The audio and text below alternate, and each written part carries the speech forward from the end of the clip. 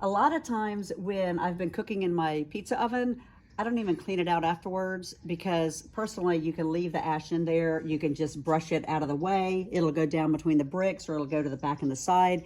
But sometimes I do want to clean it and I want to clean it easily. So what I do is I use my Cougar vacuum because this, unlike regular vacuums, will allow you to clean up really small particles. It'll allow you to clean up the ash.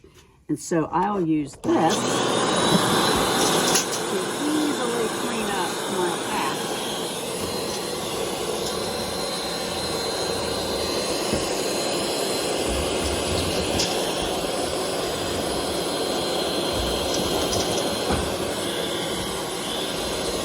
That way I can clean along the edges, I can clean along the floor, I can put the attachment, which is a brush attachment.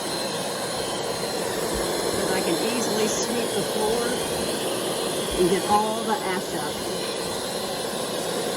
And that's what I do when I want to make an easy cleanup of my pizza oven.